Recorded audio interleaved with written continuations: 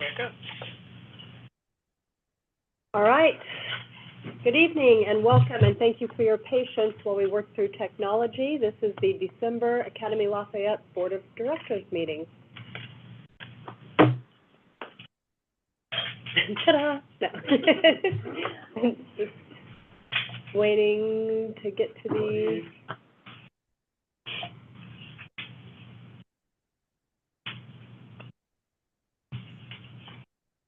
Yep. There we go. All right. Everyone had access to the board folder, reviewed everything. Can I get a motion to approve the meeting agenda for tonight? So moved. When? Us. Okay. Second, Jen Woolman. All in favor? Aye. Opposed? All right, motion carries. We have no stakeholder comments, so now we'll move to the approval of the November board meeting minutes. And any discussion on the minutes? Anybody have anything to cover? Nope. All right, can I get a motion to approve? So moved. Second? Second, Jen. All right, all in favor? Aye. Opposed? All right, motion carries. I don't think, I haven't seen Brandy on here, so I don't think we have a PTO report tonight. All right, then we'll move to governance. Right, and we are going to start with a presentation of Dana's that is in the board folder. So just as you got everything set up, in the board folder is Dana's presentation. Dana, how are you? Good evening. I'm great. How are you all? Happy holidays. Thank you. Happy holidays. Yep. Okay.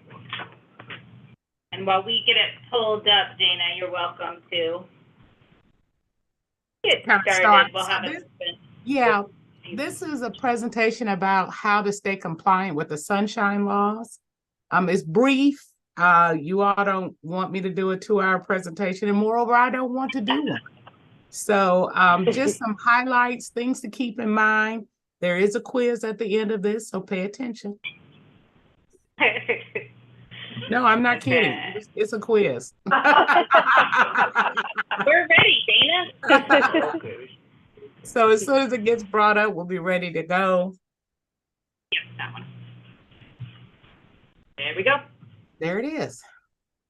So the big thing for the board to be concerned about is, did we just have a meeting and nobody knew it?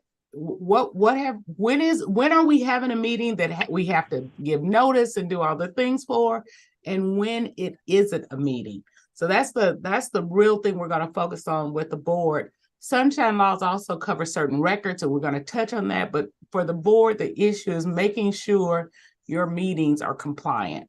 Next slide, please.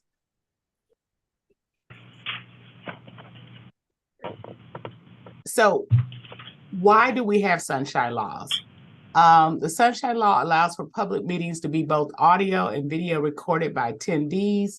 This is so that the public, because Académie Lafayette has access and use of tax dollars, the public has a right to know what you're doing, what decisions you're making, and being a part of it.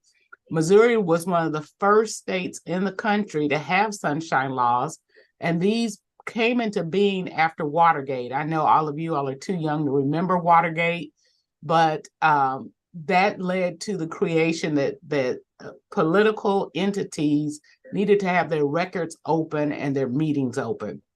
So unless there's an emergency situation, God forbid you all have a situation where you can't give at least 24 hours public notice. If something goes down and you all have to get to it right away, you can post it as soon as possible and then go forward with the meeting. The sunshine law provisions are found under section 610 of the revised statutes of Missouri. I'm sorry, 601 et al. Under the revised statutes of Missouri. And then section 610.021 allows meetings to be closed, and we'll talk about that. Please keep in mind that any kind of meeting that the board holds, including phone conferences or internet chat sessions or Zoom, any platform where you all are meeting, probably governed by the sunshine laws, which requires a variety of steps. Next slide, please.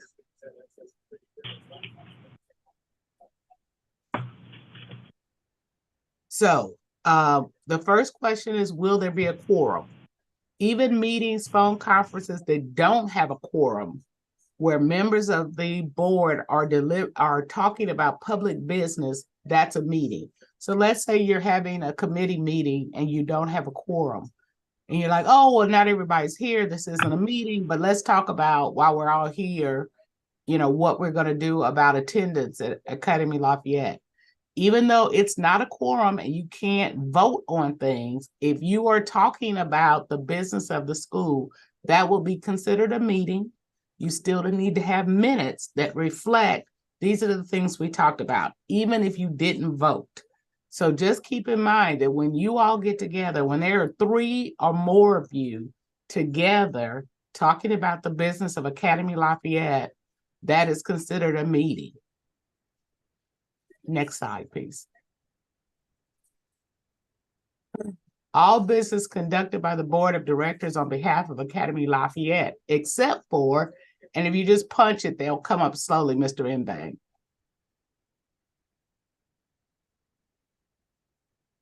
I think they're all, Oh, they're all listed. Okay, they're already up. Okay, so then the exceptions to it being an open meeting legal actions and advice of counsel, leasing or purchasing real estate, hiring, firing, disciplining, reprimanding, or promoting specific employees, and I'll come back to that one.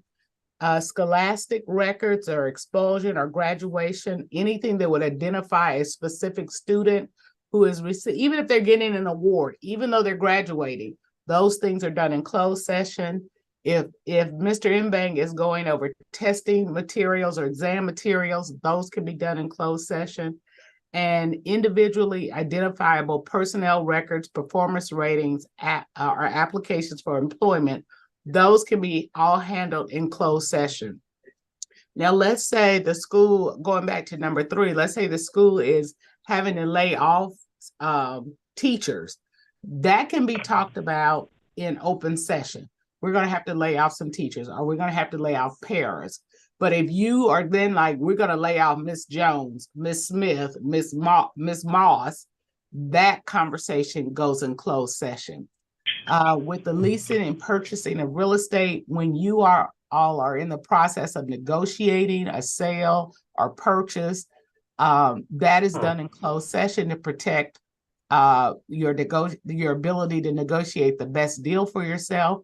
So, for example, if you were buying a building and you all had budgeted up to $1 million to purchase that building, you would want that to be an open session, because if I was a seller, I would not sell it to you for less than $1 million. However, once you all decide to buy it and are signing the contract, that contract is an open document. So the public knows, oh, they bought this building for $1 million. So the negotiation is closed, but the actual purchase or sale would be an open matter. And legal actions or advice of counsel are protected under closed session because that it protects your attorney-client privilege or work product privilege that that your legal counsel has in terms of work privilege, and your attorney-client privilege would be protected as well. Next slide, please. Things not subject to sunshine meeting laws is school administrative meetings. So any meetings that Mr. Mbang is having with his administrators or staff, those are not sunshine meetings. School meetings not created by the board. So the PTO can have a meeting and it's not governed by sunshine. And then you see PTA meetings down there. However, minutes from those meetings, unless regarding a specific student or employee, are subject to disclosure under a sunshine request.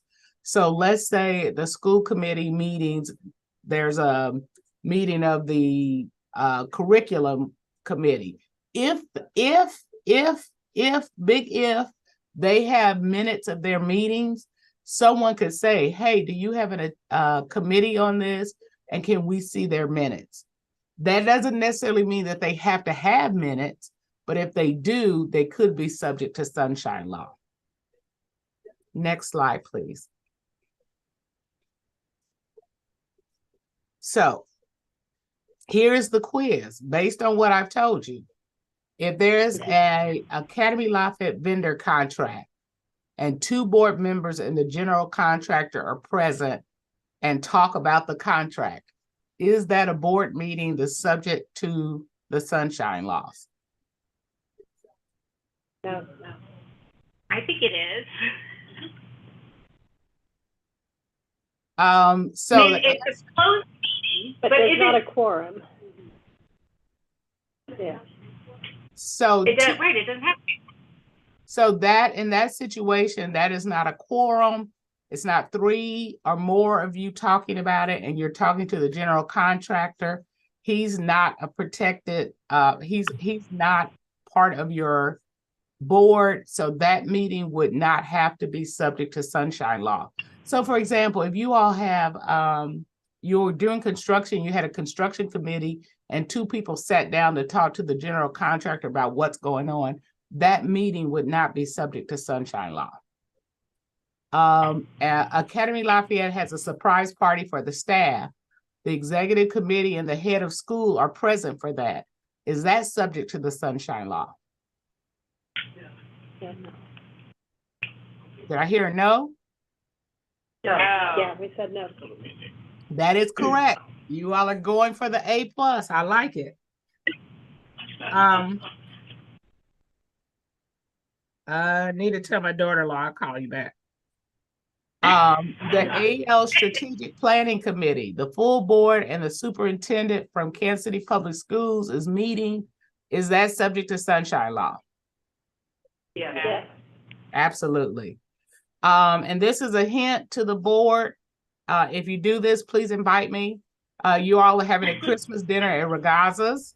It's the full board and legal counsel. I've already inserted myself into this, so you can't have me out here looking crazy. And Noah Devine from the Missouri Public School Charter Association, you are all at dinner. Is that subject to the sunshine law? No. Aha, it typically isn't, but if somebody slips up and starts talking about school business, then we got a problem. So if we go to Ragazza's, we cannot talk about anything about the school. We can talk about the gifts we're buying and what we're doing with our families, but we cannot talk school business. So great answer. So, and Dana, I think you've picked the location for our February get-together. Wait, Done. you're welcome. We have an Académie Lafayette student expulsion. There's a 3-person committee present to hear the expulsion testimonies, the student and the parents. Would that be subject to the sunshine law? No, because it's closed session. It's closed session. So there's a caveat for that one. That would have to start as an open meeting. And then you all would go into closed session. And then in that closed session, you would bring out that student and his or her parents for that portion. So there is a piece of it that's open because you have to start into an open meeting to go into a closed session. But obviously the expulsion hearing itself would not be subject to the sunshine laws. All right, Mr. Mbang, next. Very good, by the way. Retreats and informal gatherings typically are informal gatherings like the dinner I was talking about at Ragazza's. Those are typically not subject to the sunshine law, but retreats are because you're typically talking about school business. So just keep that in mind as you think about your potential meeting or retreat in February or March. Next slide, please. Board minutes. Board minutes should be available in draft form within 72 hours of the meeting. It should be a record of your topics and votes, but not a transcript. We should not see that Beth said blah, blah, blah, blah, blah, in quotes. Then somebody else said in quotes, blah, blah, blah. That's not what it's for. It should just be high level with the votes. There should not be multiple sets of minutes. So if Mr. Mbang is taking notes during the meeting, his notes do not qualify as minutes of the board and should not be considered as such and should not be collected or maintained by the school. Open minutes are approved in open session. Closed minutes are approved in closed session. My suggestion is sometimes you don't have a closed session at every meeting. And let's say you had a closed session in September, but you've not had a need for a closed session since then. Don't go into a closed session just to approve the minutes because you've got to make minutes of the minutes. So save them to be done when you're actually having a closed session. Next slide, please. If the school receives a sunshine records request, and the school does get those occasionally, and that is someone from the public is asking for certain documentation or contracts or information from the school has 3 days to respond. That response is, we acknowledge receipt of your request. We will fulfill that request by this date. Not that you have to actually have the documents ready in 3 days, but you do have to respond that you've received the request. Now, if it's a 1 page or something that's readily available, sure, we're happy to provide it in 3 days, but sometimes it's not. And so it's important to know you all don't have to give them the documents in 3 days. You just need to let them know you saw it. The records that they are able to get would be the minutes, any open minutes, school records, like basic employee information, basic administrative information, your financial information, executed contracts. Certain student information includes like what would be in a directory. If it's not in your directory or what you have in a directory, then we have to get kind of out in the weeds. The school can charge time for time spent by staff gathering and copying those documents. There are fewer and fewer opportunities for people want documents electronically. So it's almost never any hard copies anymore provided. You do not have to create the requested information. So if they ask for your absentee of employees in an Excel spreadsheet, if the school doesn't have an Excel spreadsheet, they are not required to create that document. And you can provide them the information in the form that you maintain it. Next slide.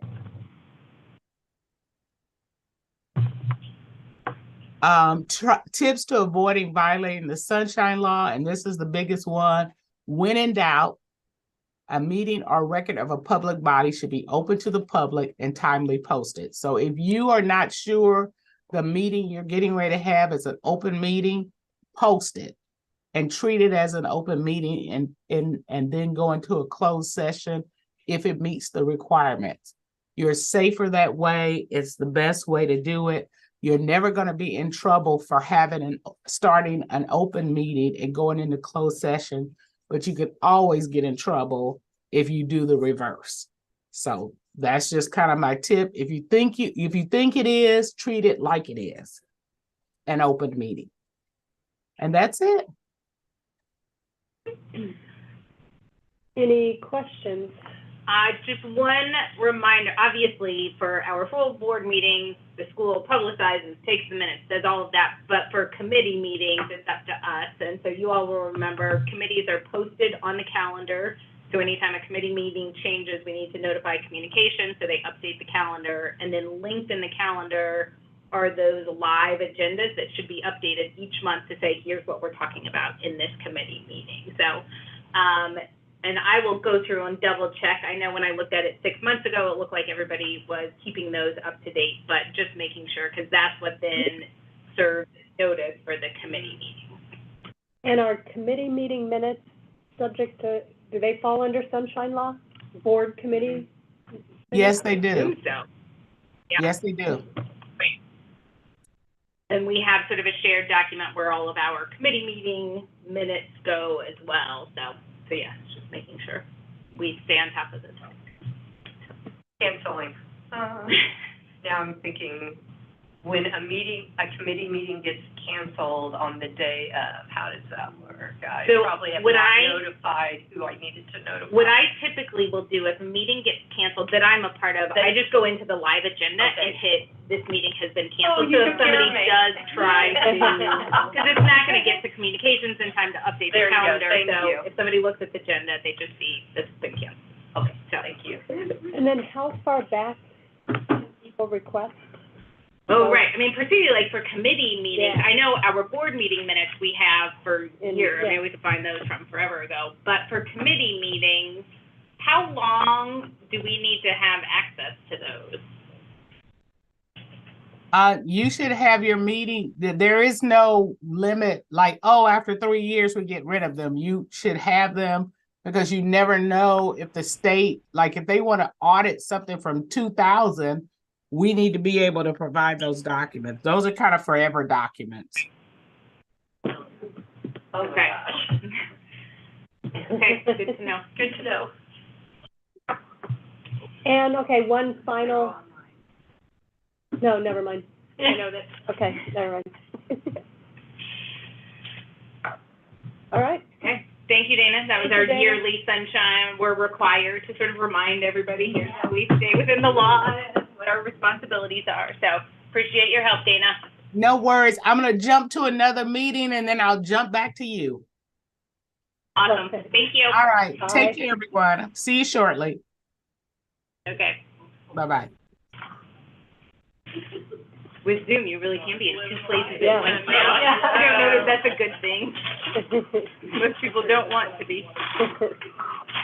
So the other thing that I just wanted people to be aware of in the governance committee, we're just trying to think about how many board members we currently have, how many open spots we have, keeping an eye on parents versus community members. We always have a much easier time recruiting parents, and we have a lot of amazing parents with wonderful skills. Currently, we have 9 board members, 5 parents, 4 community members. We will have a parent-elect position this year. We also have 2 board positions that I think we will recommend filling with parents. One is we have numerous parents who have been coming to the finance committee. You all remember Michael was our one finance expert, and that is a big gap. One of whom is sitting here. Thank you for joining us this evening.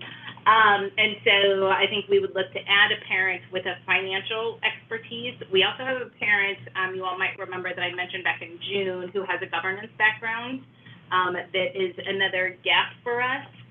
That would put us at 8 parents. We are looking to be a part of the board draft through School Smart, and that's how we found TJ before. They are doing another board draft this spring, and we could potentially get 1 or 2 board members. And so if all of that is successful, we might be at 8 parents and 6 community members, but I think those are individuals who all fill the gaps that we need as a board. So I just wanted to sort of present that to you all to be thinking about how important is it. We always talked about wanting a 50-50 split. We would not have sort of that 50-50. We would be a little bit off from that. And there's no decision that we need to make today. I just sort of wanted you all to be aware of where we currently are. And in the near future, we will need to make some votes about additional board members. Any thoughts or additional? Gonna need a longer table. Right, I know, we are gonna need more people. We've always had the potential to have up to, it's 13 board members. I think I was calculating 14. You were at 14. Right, so that would mean we would be 8 and 5. So that's, yeah, so we're gonna have to think about. It's better to have an uneven number. Right, yeah, agreed. Yeah. But that makes me question some of our current potential, parents, if we're gonna be 2 parent heads. Okay, so just wanted you to know that those are some conversations that were happening on the governance committee. All right. All right.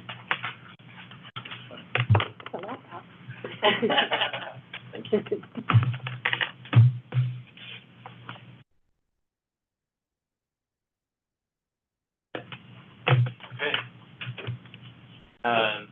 So first item that we're going to talk about is accounts payable. So the accounts payable transactions, we had that in the finance packet. Just in finance, we went through those transactions. The one that we talked about a little bit more was the Teach for America, that we paid just about $70,000, and that's the Accelerate program and the mentor sessions. Element, he mentioned that he's going to reach out to School Smart for reimbursement, possibly on that. So we might be able to have a grant for that for reimbursement. So, did anyone have any additional questions or comments about accounts payable or the transactions there? Now we'll need a motion to approve the November accounts payable transactions. So moved. Second, Gwen Pop.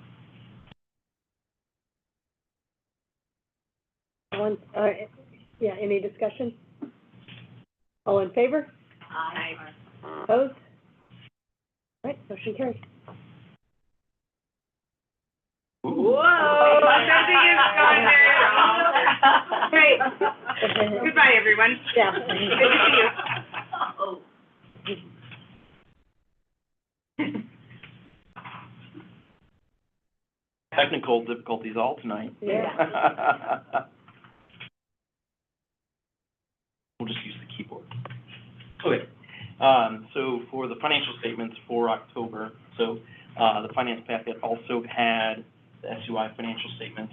SUI stands for Software Unlimited Inc. That's the software package we use for accounting. And so the SUI financial statements, they kind of take like a cash in, cash out perspective. So we spent more than we received, $562,000 during October. If you look at that year to date, July through October, we spent more than we received by $243,000.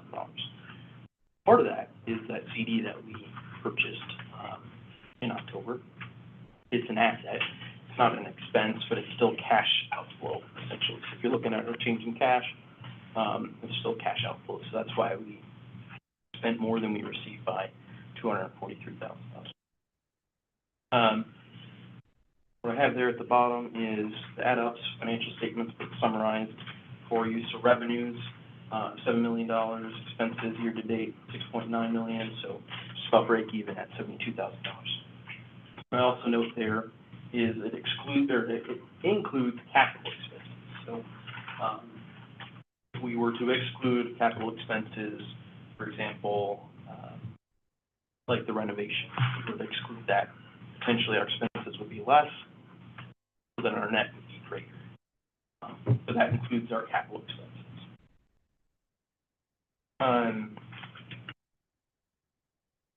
And then also, if we were to include the CD asset in that number, that's where we would get at a deficit. So we spent more than we received if you're taking into account that CD that we purchased.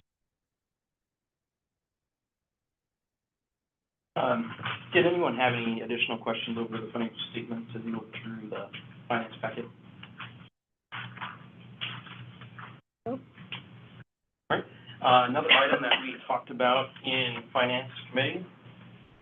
I met with the bank over a couple different meetings just to go over our repo account. So our repo account currently pays us 1.1% annually in interest.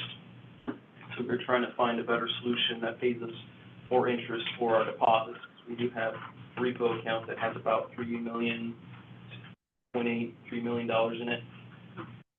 And so we're looking at a sweep account, or they also have a CDARS account, CDARS type account. And those types of accounts offer higher interest rates.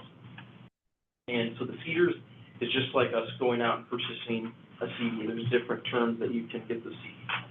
But with the sweep account, it offers a set rate, and it's not necessarily tied to the Fed, but our bank has a bank asset liability committee, which they watch the Fed really closely, and so it is loosely tied to the Fed. So if the Fed interest rates go up or down, it can fluctuate. They meet monthly, so potentially that sweep account rate could change monthly.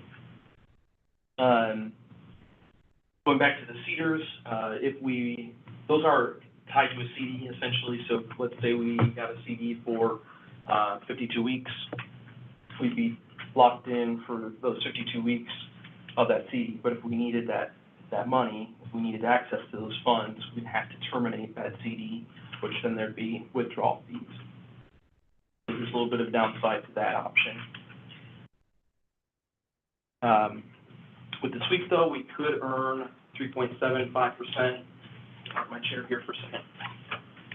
So here on the left-hand side, here's the different sweep options. So we have about a $3 million balance, so we could earn about 3.75%. The CDARS, there's different rates for different weeks essentially, so 4%. It does have a higher yield of interest than the sweep, but there again, if we needed access to those funds, then we'd have to terminate that CD, cash it in, and then pay withdrawal fees. With the sweep interest, ballpark, we could make about $93,000 annually rather than $41,000. So about a $50,000 swing there, increase in interest, just by it sitting in the bank account essentially. I am assuming that the sweep rate doesn't change. I'm looking at just 3.75% essentially, but if the Fed changes, the rate could change. There's a graphic on screen there. So our deposits, they go into our bank. This is talking about the sweep account. Deposits go into our bank, but then it goes into this IntraFi network of different banks. And so what happens is it gets split up into the different banks that are covered by FDIC insurance of $250,000. So that's the big difference between our current repo account and a sweep account is the bank collateral, essentially. So instead of being backed by securities or government-backed securities or bank securities, it'd be backed by insurance, so FDIC insurance.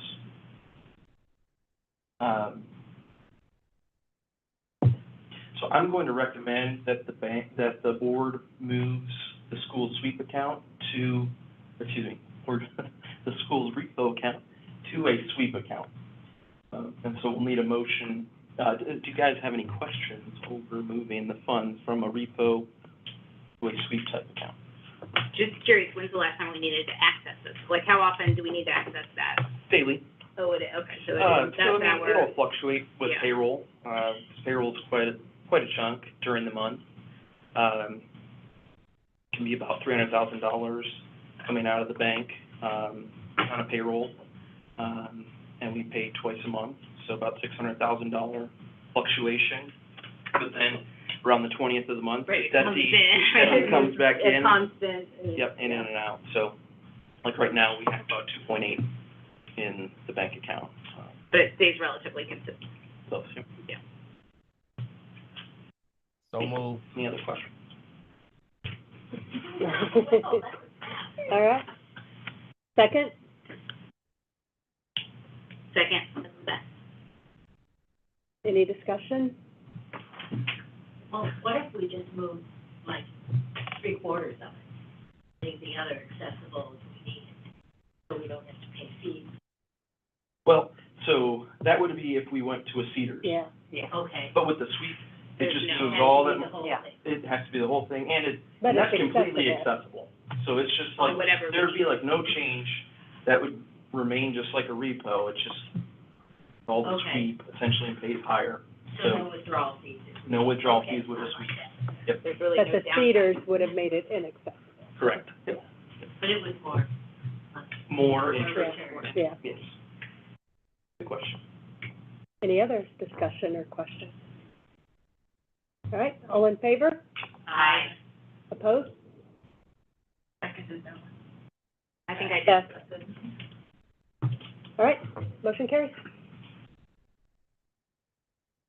Just another item that we talked about in Finance Committee. We purchased a small bus.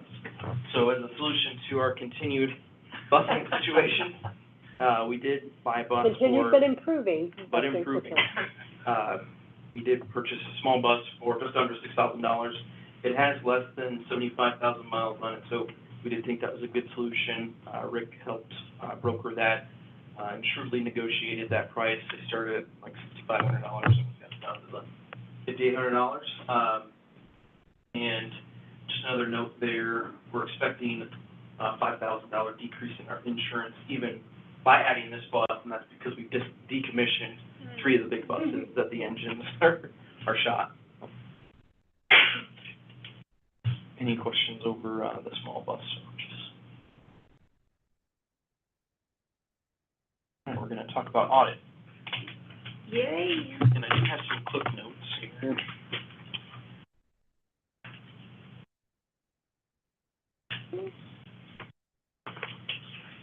So the audit needs to be voted and approved.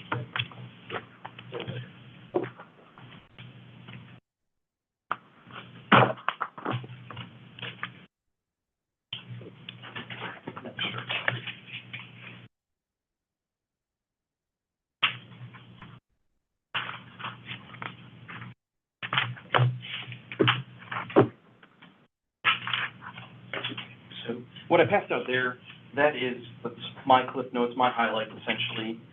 But please be sure to read through the full shared audit that was in the folder. All right, so first I want to just talk about the auditor's opinions, purpose of the audit. That's starting on pages 1 through 3 there. So the audit firm that prepares our audit, it's Daniel Jones and Associates. They prepare this independent auditor report, so they're independent from our accounting records, essentially. And so they prepared this report, the audit of the financial statements. And so that first paragraph that I've highlighted there, in their opinion, the accompanying consolidated financial statements referred to above present fairly. So that's key there, is that it's presented fairly in all material respects. And so they look at that in accordance with the modified cash basis of accounting. That's described in Note B. Bottom paragraph there, they draw attention to Note B, and it describes the basis of accounting. This basis of accounting, other than accounting principles generally accepted in the U.S., and so their opinion is not modified with respect to that matter. So financial statements are still presented fairly even though they're on the modified cash basis of accounting. So there's responsibilities of management. That's at the top of page 2. So management, that would be Elmon, myself, the other school leaders. We're responsible for preparation and fair presentation of the consolidated financial statements. Management is also responsible for the design, implementation, maintenance of internal controls, control relevant to the preparation and fair presentation of these financial statements, and that they're free from material misstatement, whether due to fraud or error. And so the auditors also have responsibilities. And it's to obtain reasonable assurance about whether the financial statements as a whole are free from material misstatement, whether due to fraud or error, and then to issue an auditor's report that includes their opinion. And so this reasonable assurance is a high-level assurance, but it is not absolute assurance, and therefore it's not a guarantee to be able to detect material misstatement when it exists. Misstatements are considered material if there is a substantial likelihood they would influence the judgment made by a reasonable user. So there's certain responsibilities of management and certain responsibilities of the auditors.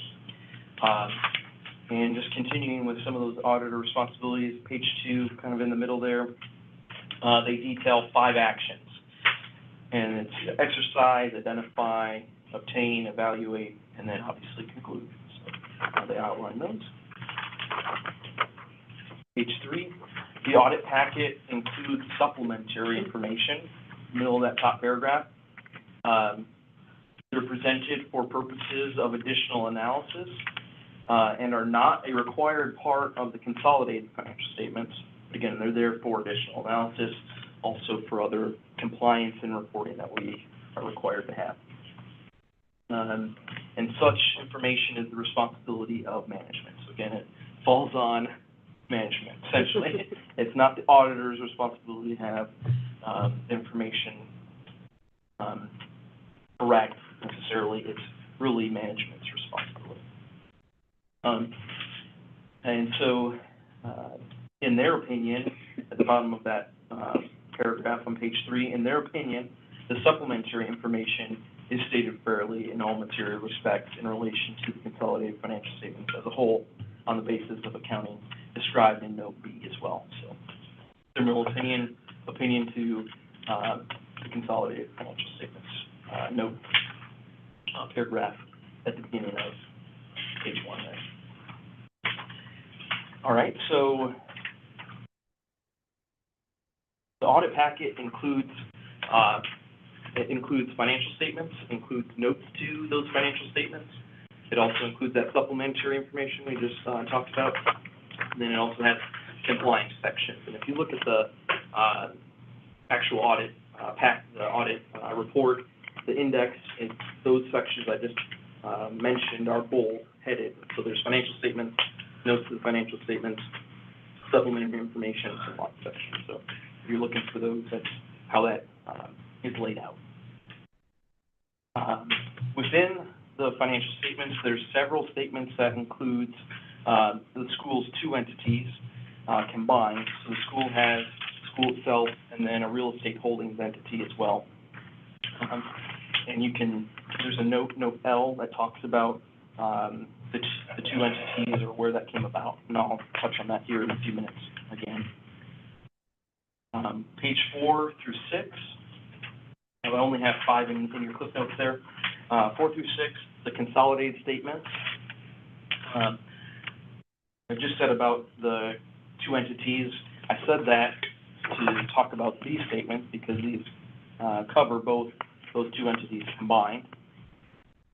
And so I wanted to say that to provide context.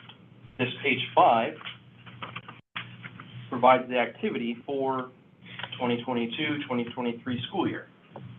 So we have revenues and expenses.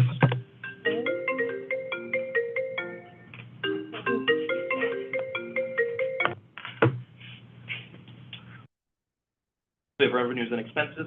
The activity essentially total amounts for last year. And so this details those summarized buckets essentially that we have for the school and our real estate entity. Page 6, again, you don't have that in your clip notes, but that details the expense categories, so that breaks it down even further beyond the church, school, management in general, and fundraising. It goes a little bit more detailed. And then if we were to go back 2 pages to page 4, that provides the account balances. So if we were to put this into account a different way, we could say we have a balance sheet, P&L. I don't know if you all have businesses that you typically run, but the sheet you have right here is your P&L, essentially, profit and loss.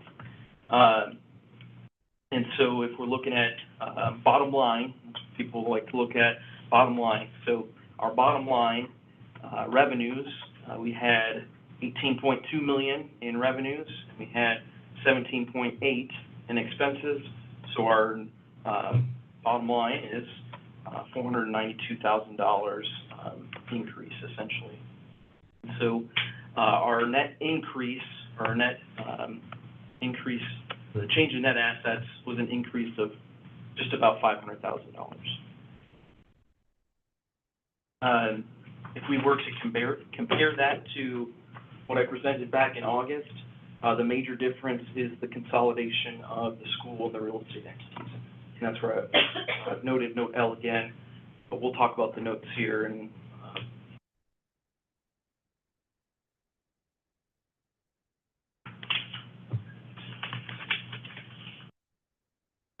So for simplicity, the following amounts that we talk about, I'm just going to be honing in on the school amounts.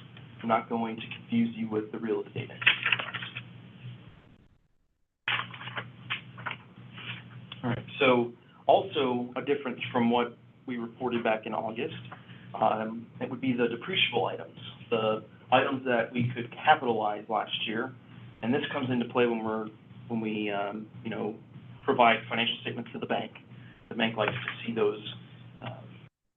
We can provide our financial statements with those items excluded, and then they're depreciated over several years. And so page 16, highlighted that for you. So we do have some depreciable items that were capitalized. This results in less expense, and we spread that out over several years. This is the consolidated schedule, statement of support, revenues, expenses, and changes in net assets, modified cash basis. We had $18.1 million in revenues and almost $17.5 million in expenses, and so our increase in net assets was $643,000. So we had $400,000 on that previous slide, now we're at $600,000, $644,000, and that's just because we're excluding that real estate entity. We're just focusing in on the school. The school did better than the real estate entity, essentially. The real estate entity, if you're curious, it has interest expense on the loans for like the armor building that we have, and then depreciation expense. It'd be good to explain to board members who are not here when we did the new market tax grade. Yes. Why we had this real estate. Yes, and I'll come back to that in just a moment. Okay. Good point.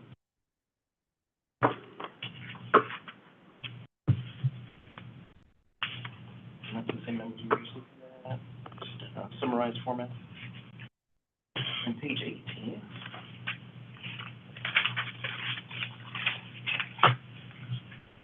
This is more like what DESI looks at. This reconciles to our ASBR, Annual Secretary of the Board report that's submitted to DESI annually. It's due in August every year. And so this report indicates that we had a decrease in fund balance, essentially a deficit. And so we had $18.1 million in revenues. We had $18.2 in expenses. The reason why we have more expenses on this report is because this includes our capital expense.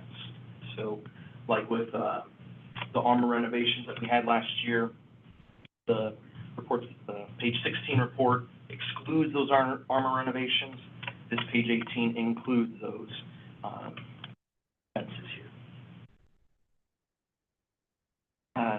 And so instead of excluding the capital and depreciating that over several years, it just shows straight expense, essentially. And so DESI sees a decrease in fund balance for 2022-23. The numbers I just read, summarized format.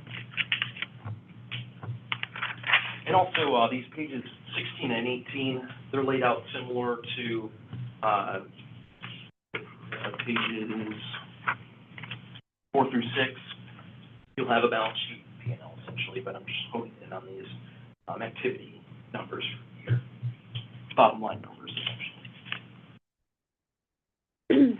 So as noted in August, from a cash in, cash out perspective, our cash decreased by $21,000. And so the difference between the $100,000 that we're just looking at on page 18 and this $21,000, that would be our change in investments, our accounts receivable, and then payroll liabilities. So there's some balance sheet numbers that sit on the balance sheet, and just the timing on when we pay things, that fluctuates that change, the amount of cash that we use in a year. Any questions over those highlights that we've gone through?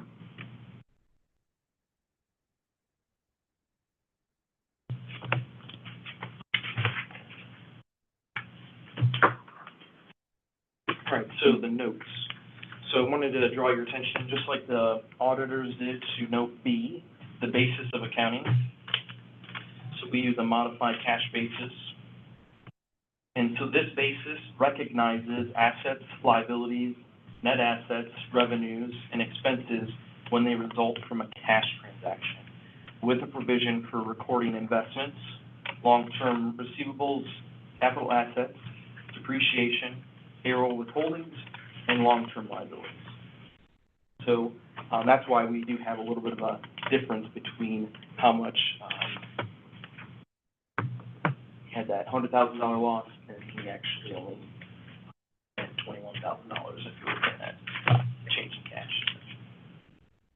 But the opinion is not modified when the auditors look at this basis of accounting. Still fairly presented, essentially. Pages 12 through 13, that's where the note L is. So in May of 2018, the school and its newly formed affiliate, AL Real Estate, SPE LLC, entered into a series of transactions which generated new market tax credits. And that's under a revenue, internal revenue code section. So that's the reason why we have two entities, a school and a real estate entity. It's because we entered into a series of transactions that created a new market tax credit, which allowed us to purchase the Armor building. That real estate entity essentially owns the Armor building, but the school owns that entity, so the school owns it. Note L, page 14. The school strives to maintain liquid financial assets. The table there reflects the school's financial assets as of June 30th, 2023. So we had 4.8 in cash, 4.8 million in cash. We had a little bit of investments, about 300,000, a very small amount of donor restricted funds, and so we had financial assets available to meet cash needs for general expenditures within 1 year of $5 million. Last year, we had $4.5 million, so the increase there is due to meeting requirements of donors and thus releasing those funds to make it cash available to us.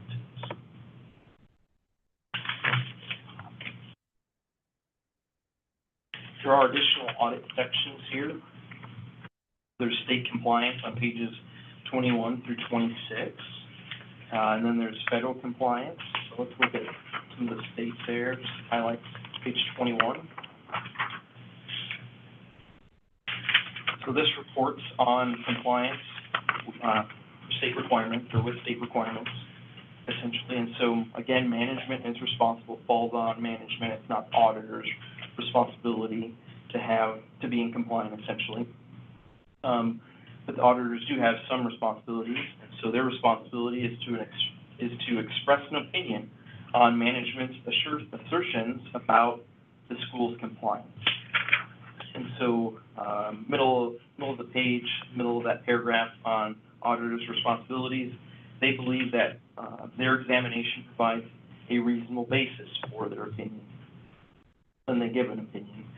So in their opinion, management's assertions that Académie Lafayette complied with the aforementioned requirements for the year ended June 30th, 2023 are fairly stated in all material respects.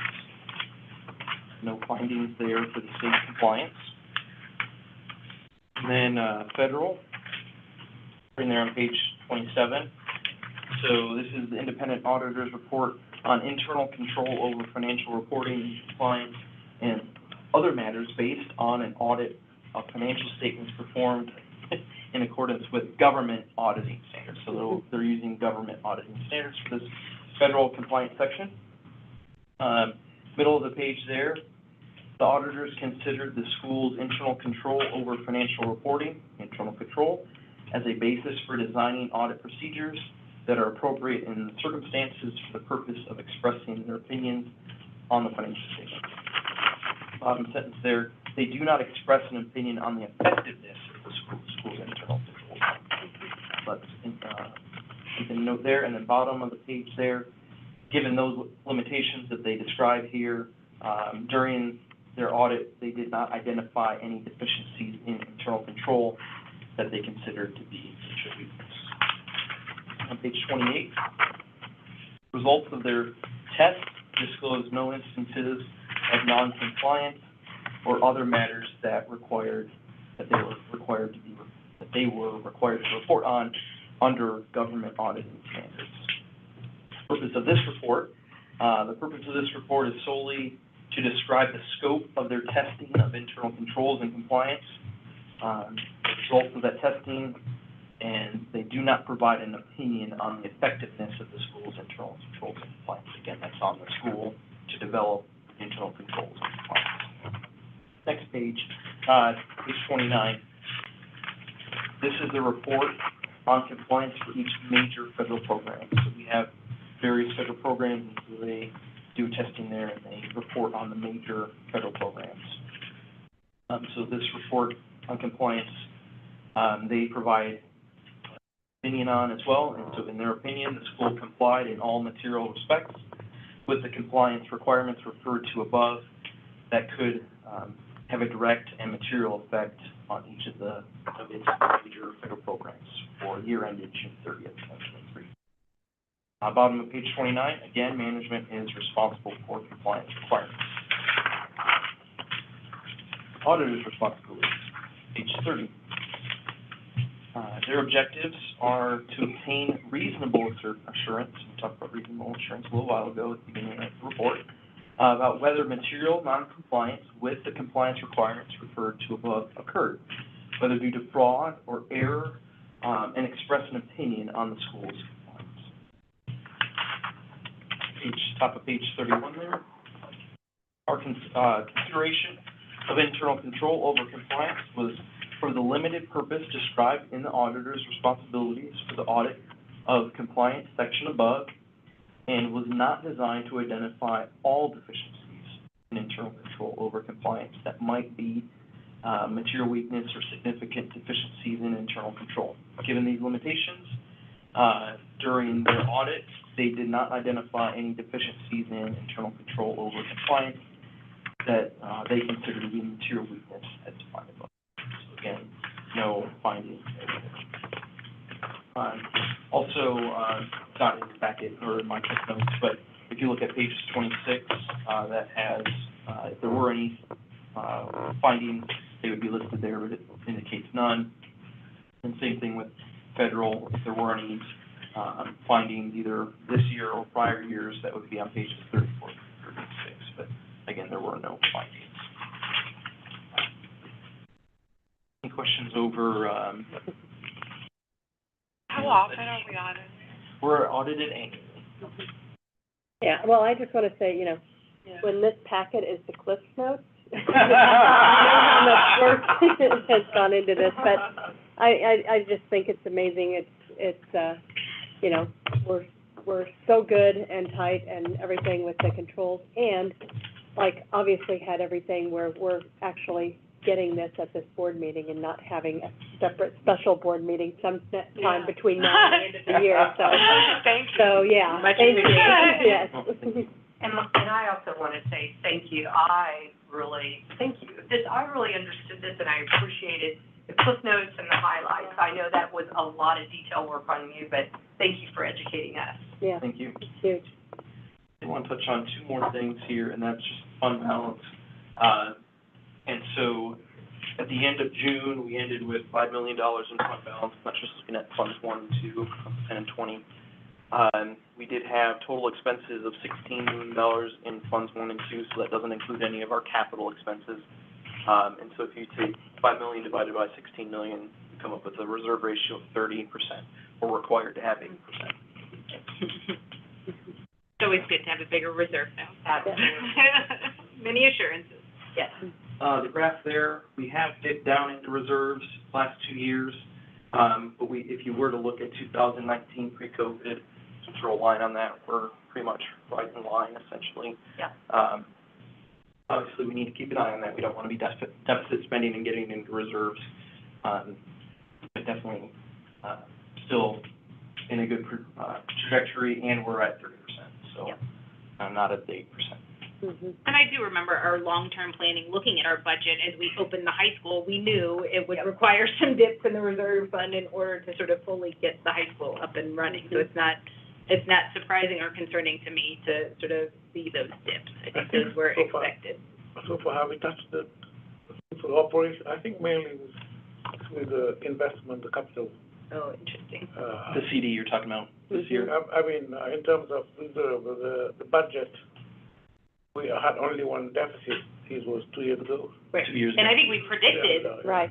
much more significant budgets that never came through, or deficits that just we were But able to rework around. It's the some change that Desi made last minute that shifted everything. Yes, the fix the cliff Yeah, definitely helped. Yeah. we're lucky so far. So key takeaways, the DESI financial statements, we did show a deficit of $108,000. The bank financial statements, we show a net asset increase of $644,000. Cash in, cash out, we did dip into reserves by $21,000. Use cash of $21,000. There were no audit findings, reserve ratio was 30%, and we're at a fund balance of $500. So we will need a motion to approve the 2022-2023 audit. Second, Jen. Second, Jen. All right, any more discussion? Sure. Yeah. All right, all in favor? Aye. Any opposed? Motion carries. And we're through the audit. Hey, mine will not be as long. Not 31 pages. Very brief. Not 31 pages, I don't need to count the notes for you guys.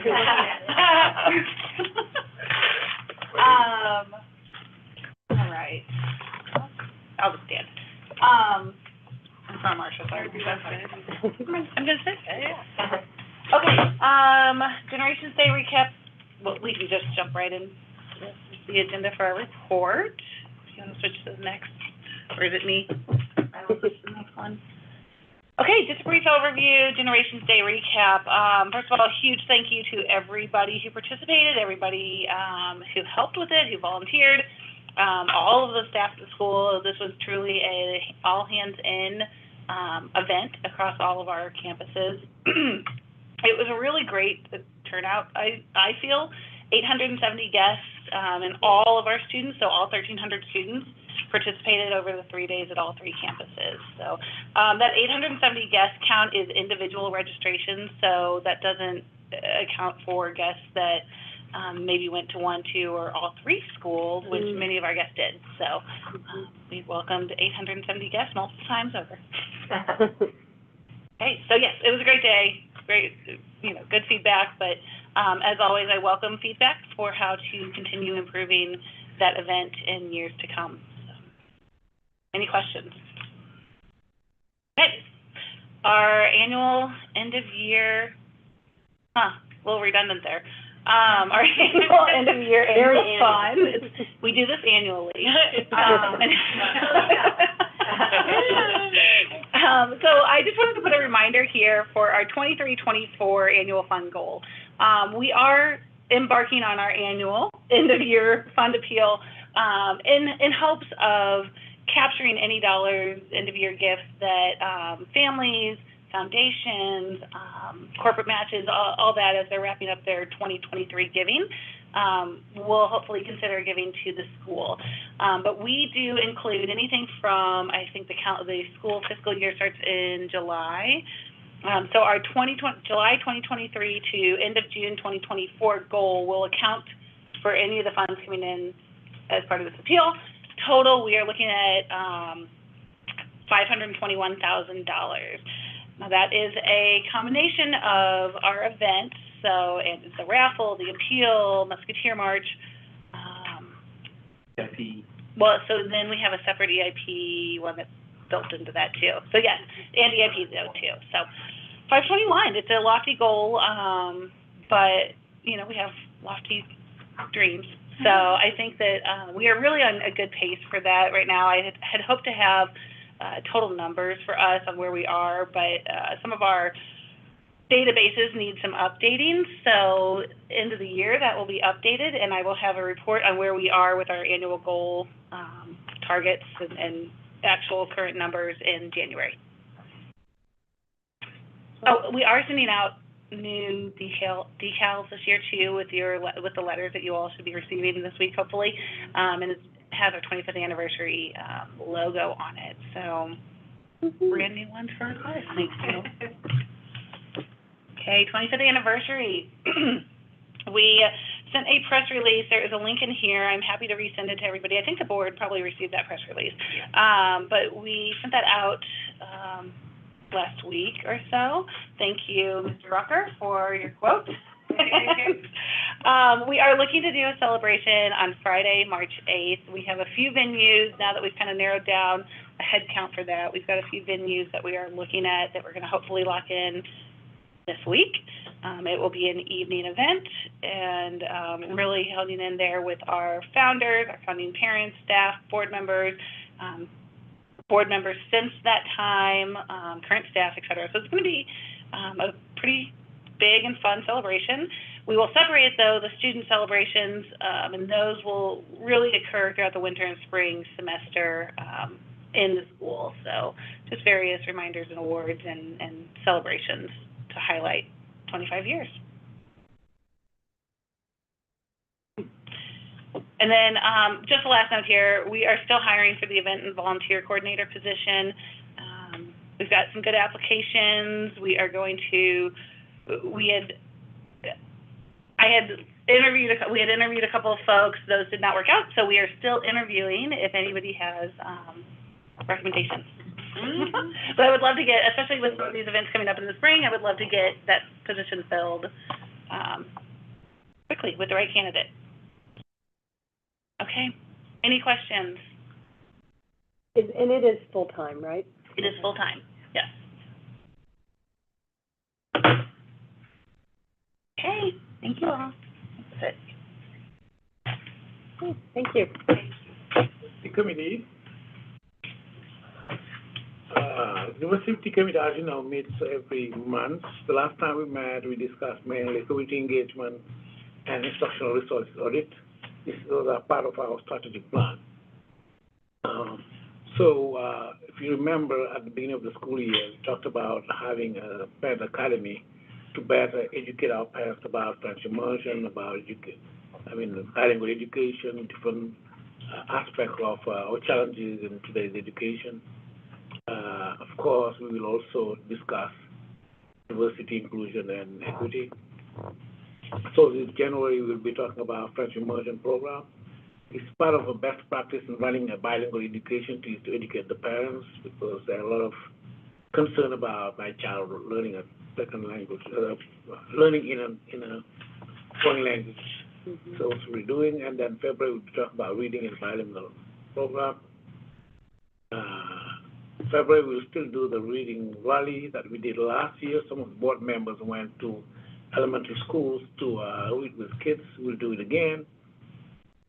April, creating global thinkers. We'll be talking in May about what makes our middle and high school exception. So we don't think people exactly know what we offer. It's absolutely exceptional. So a couple of months ago, I received an email from a parent, not this parent, from a former parent from another school, telling me how daughter did because of the three languages that she learned, getting into certain very exceptionally selective schools. Mm. So I think that's the same thing our kids are receiving here. Mm-hmm.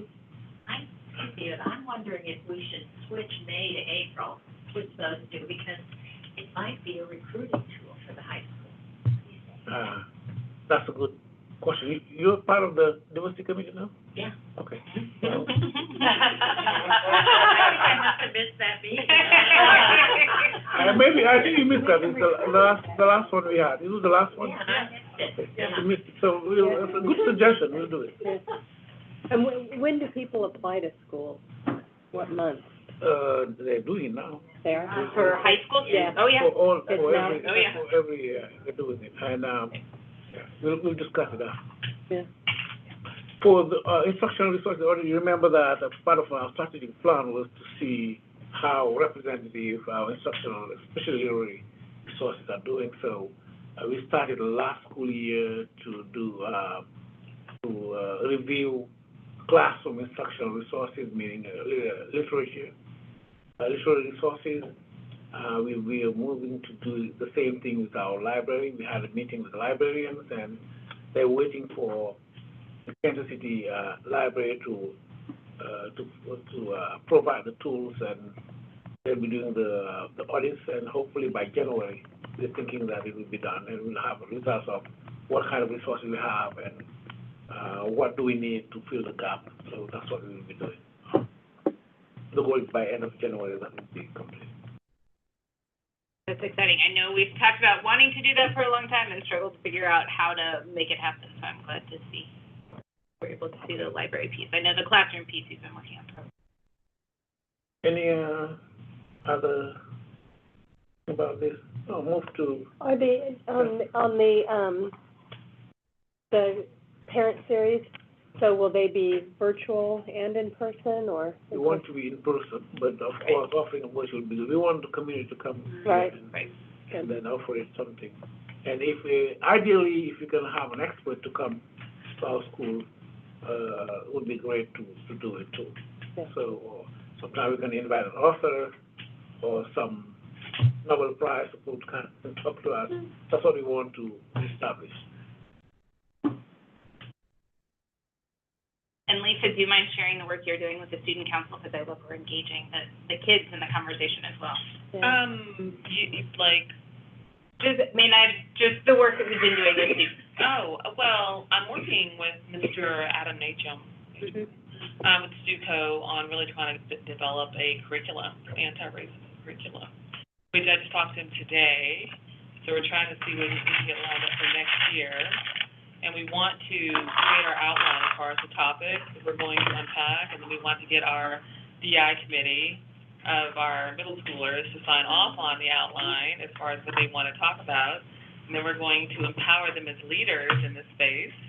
And then Adam and I are going to co-facilitate the class. Like, I'm going to be a co-teacher. That's what he told me. I'm going to co-teach the space. But I do think it's going to be good. I'm really excited about, because I've been saying since I've been on this committee, I know, that I wanted to get in there, you know?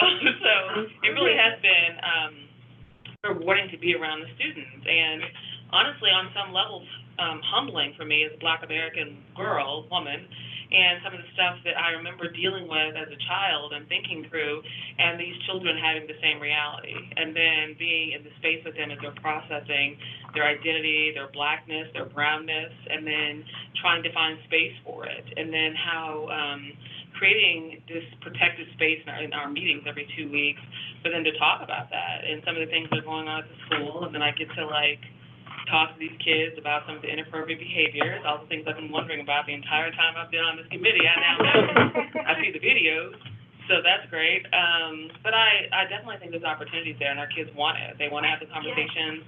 They want to hold people accountable, and they even want to hold their peers, their teachers, and their administrators accountable.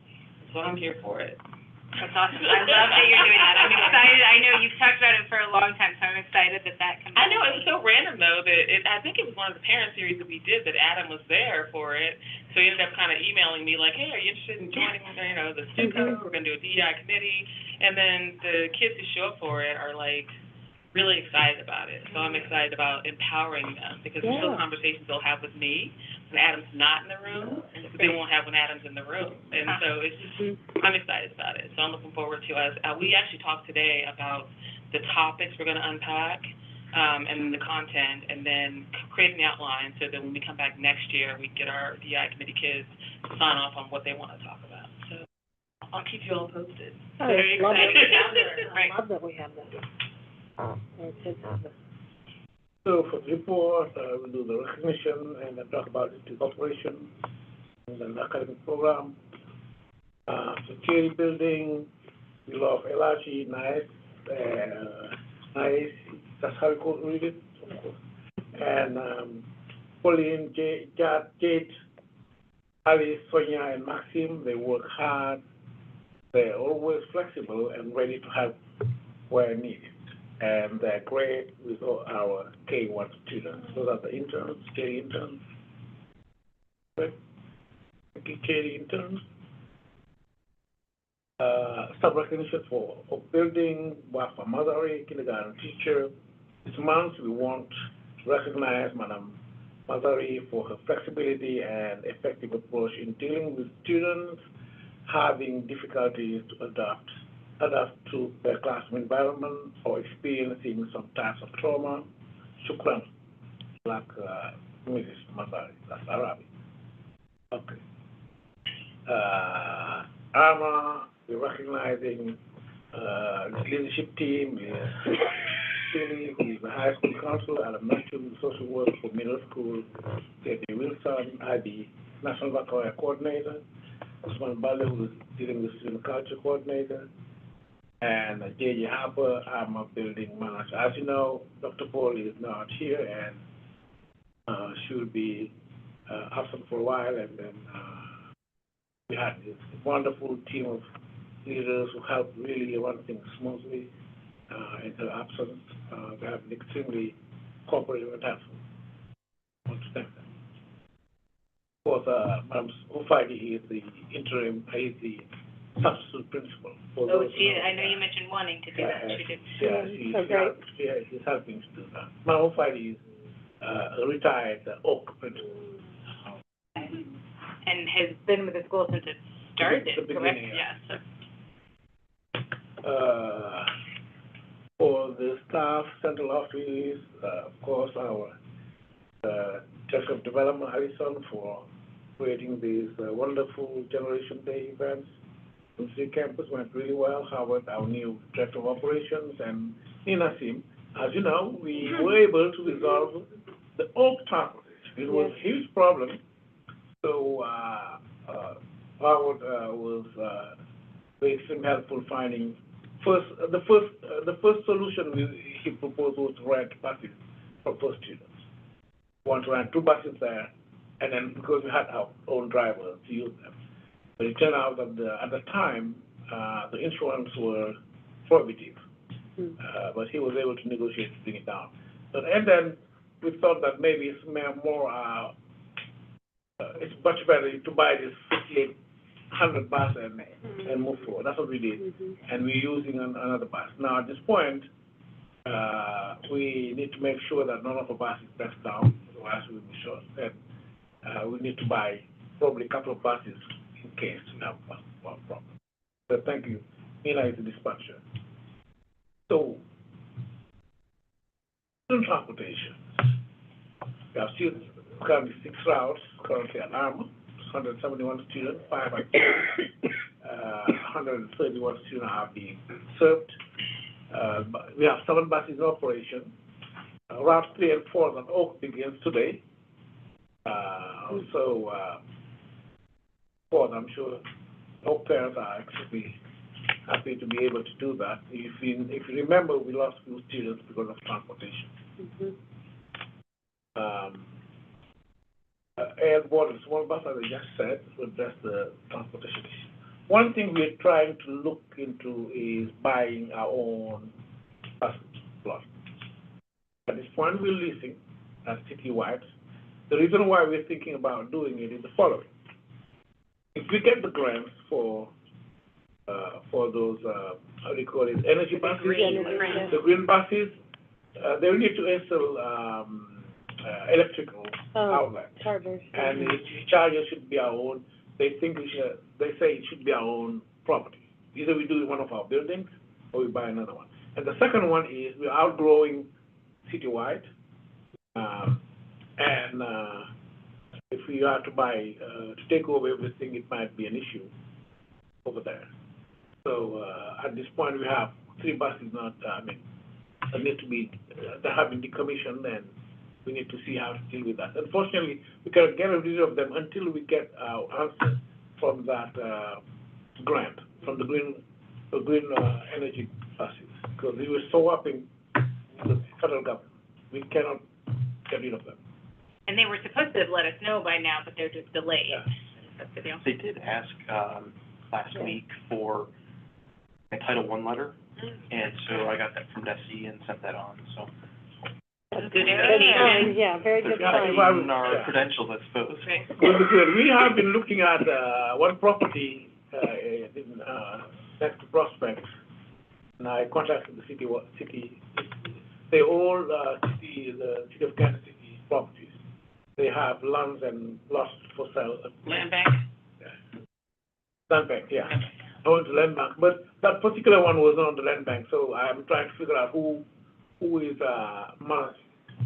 So, but we're looking into the land bank too and see, if we can, purchase, commercial property, and use it as, for our buses. And are you saying we can't get approved for the green buses if we don't have a lot? So basically, that No, would, we can be approved, we will be approved, it's separate, but to install the electrical, it has to be out of property. Yeah. We can do it here or somewhere else, but I think it's better to, and then change it up after that, but I think it's better to get somewhere. who knew we were gonna be running a bus? I know.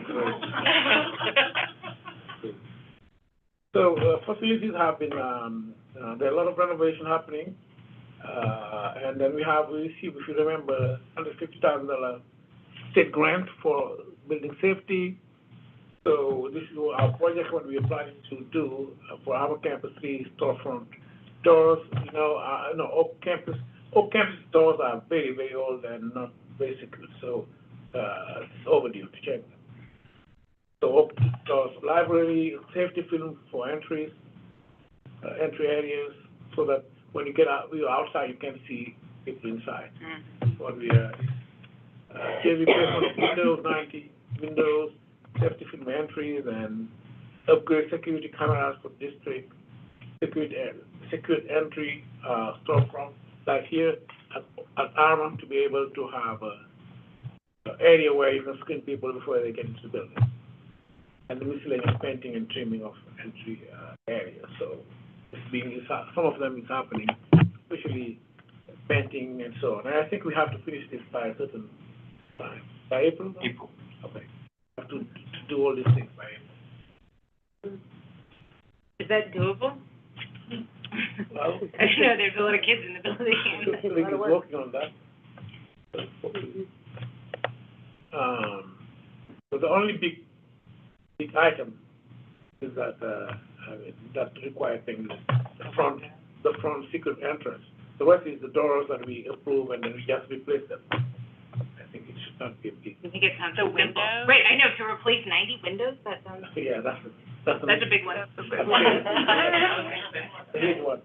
Okay, In the winter. admissions and outreach, we have, this is the preliminary numbers we have for November.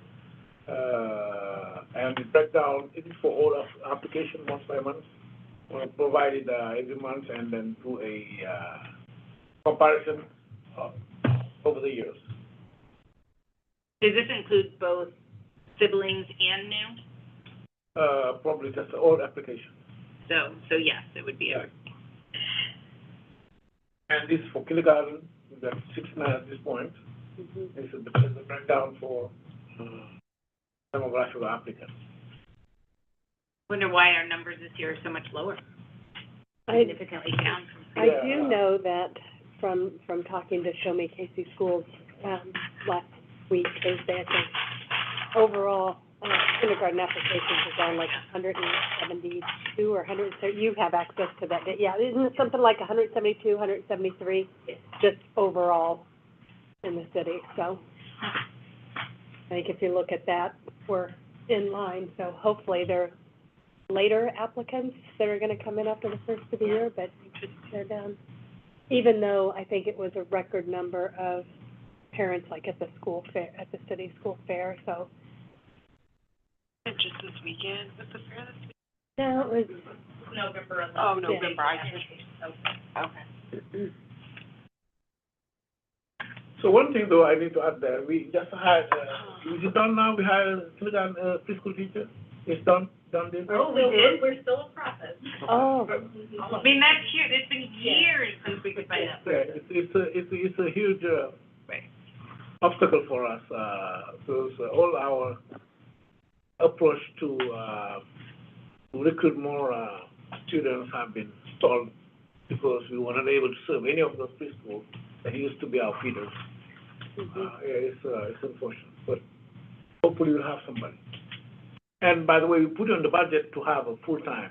If we can find a full-time person and treat that person not like a preschool, but like a regular employee with our own salary metric. So we'll try and find somebody to do it. And you never know. Next year we may have even more pre-K students because of the state program. There's a new program where you can have more pre-K for us, which means that we may be having 2 classes. So it won't be tied to like free and reduced? Yeah, it's tied to free and reduced. I think there's a certain percentage you need to have. It's not tied to the free and reduced. What it is tied to is I think is the number you need to have. You need to, whatever the number, you need to have a certain percentage of free and reduced. Which they just decreased pretty significantly. Yeah. So maybe that's why we Yeah, have. but this one is less constrained. Yeah. Okay. And I think we can easily have 20 more students for pre-K. But we don't have teachers. When do applications close for, or when do we find out about our student bodies? Early March. Application deadline is Friday, March 1st. But we won't know until school starts. Right. Unfortunately. We at least have a good indication. Mm-hmm. Yeah, knowing they're down, but I think AL have like, they're up at the top in terms of number. So for the program, I'm still waiting for 2 teachers we hired back then because of the H-1B visa issues. One of them had some challenges with the evaluation assessment. They're coming from Trump assessment, but now it has been resolved. Now it's on track to move forward and get it done. They were here last week and visited the school, by the way. So we're still waiting. So remember we talked about having a teacher advisory committee, a council. We had our second meeting. It was a good one, and of course there's some thought about some changes that we're thinking of. But before we move forward about those changes, we need to look at the impact in many ways. One of the ideas they raised was discussed was whether or not we'll do we have 12 days of, we have two sick days and 10 sick days and 2 personal days, whether or not we put everything and put it a personal time. Just a PTO. And then PTO, and we need to look at what would be the impact. And also having foreign nationals, what would be the impact somebody's leaving, trying to take everything, and absence, and having challenges to find substitute. But that's something that we'll be discussing, and hopefully if we're moving forward, it will be change support for the board to do it, this policy. Reading success plans was sent home to students in grade, 1st grade to 3rd grade, who were flagged for potential reading difficulty. It is a requirement from the state. There are a lot of requirements, more and more. Last week I looked at the number of bills in the pipeline for education. I don't know, it's 40 bills or something like that. Yeah. So all kinds of changes. So this is one of them. It's a good change, but it's very time consuming because you need to test the kids, not test, but screen them, and then look at who needs to be flagged. And remember, we are a French immersion. We talk about 1st grade, 3rd grade, 1st grade, 3rd grade. We will have a huge number. Right. I talked to Desi at the MCPSA conference in November. He's in Colombia, and I talked to them about our situation. I said, unfortunately, I can't give you a waiver, but we will need to discuss and see how to take into account students coming from this language immersion, but also English language learners who just arrived. Yeah. Madam Royce, bravo, did, I mean, just a fantastic job at the PTO meeting last week, like explaining that whole reading success plans and the. Maybe you could educate the board, you have a 1 minute speech or 2 minute speech, just say something. I can share the slides that, Yeah. that we prepared. It kind of goes through what the law says, what components are, who gets identified and why, and then, kind of what the next steps are. So I can share the slides. That'd be awesome. Yeah, it was great. So we just test them again now, okay? Yes, we've already, started round 2, in January. And In our kindergartners this past week, first through third graders will be after winter break, and then second year, plus the progress monitoring. So if a student was flagged as having a fluency issue or phonological awareness, we have to also then do more like individual, progress monitoring for the specific skills that they were flagged in. So it just seems like all we're doing is. plus dyslexia too. Yes, yeah. Those together, it's a selective screener and a foundational reader. Professional development is planning for January, and the focus will be French immersion, math, and reading. But also we're inviting Stephen to come to talk to the board, to the teachers about the budget. It's part of educating teachers to understand how budget functions, what kind of money we have, and so Good. these things be happening. Yeah.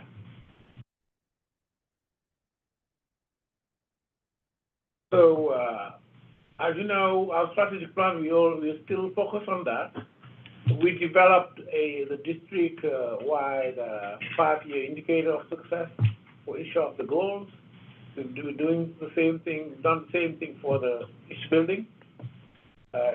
Example, let's say English language art cherry is here in 2023, where it should be in 2028, and what kind of closing gap 50% would be for different category in 2028, and do the same for kindergarten, and doing the same for also survey, retention. We break it down year by year all the way to 28, and have been shared with the teachers, and it's being shared also at the grade level, so that everybody knows exactly what we are planning to achieve, our goals for the next 5 years. So I will be sharing it for the Armor building, so there's some delay. I'll share with them on Wednesday. So we've started the survey again. This is the first semester survey. It's like a baseline survey. I'm not going to share it with the board. The board will only receive the end of the year annual survey. This is for us leadership. Like if you were teaching, you'll coordinate formative assessment to know where you are, and then build the plan for the end of the school year. Normally, this should be a yearly annual survey. This year, because it's the first year, we don't have a baseline, trying to look at where we are. One of the reasons was also the survey has changed. As you remember, there are things that was not surveyed well, so we have to integrate what we need to, what information we need for our strategic plan. So we have to redo the survey. And I was glad to see the one that came out, it is clearly from Lafayette, so for the parent survey, because the last one, a lot of people didn't even know it was a Lafayette survey, so that was weird.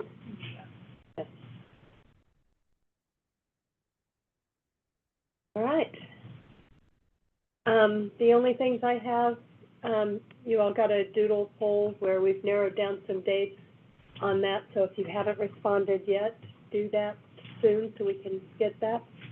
Board materials, I think a couple people didn't have them or didn't see an email come with them on end of last week. So just know that board folder has been shared with the whole board group, so you can go on anytime, starting Wednesday afternoon? Yeah, because what had happened was, while I'm receiving some of the report, the finance committee meets on Thursday, and I receive it to reorganize on Friday, and then sometime I'm so busy, I forget to share it with the board, and then until Beth said, hey, what's going on? And unfortunately this Friday, I I shared with you the last board meeting. I say, what? I shared it, but I realized. So what I did was I shared with you the whole year folder, so you can go there anytime and look at everything you need to look at. And you know what I bet we could do, Michelle? We can put in the meeting invite links to here's the board prep folder, here's like the, so anytime you will always find what you need in the board meeting calendar invite. You can go and look at all board meetings prior to that, what resources, what information was shared. A note of that on the calendar invite. Okay, and then next up, do we all have to sign the minutes in person, like the whole board, or is that? No. Okay. So next board meeting, after we approve the minutes, you'll sign. Just me, okay. I didn't know if I need to tell everybody, be sure to be, I mean, we want everybody here in person anyway, but I didn't know if everybody had to do that, okay. And then you heard earlier, March 8th is the date held, so mark that on your calendar so that we can all be here for the 25-year party. That's all I've got. Nothing else? All right, then we are adjourned. Thank you, everyone.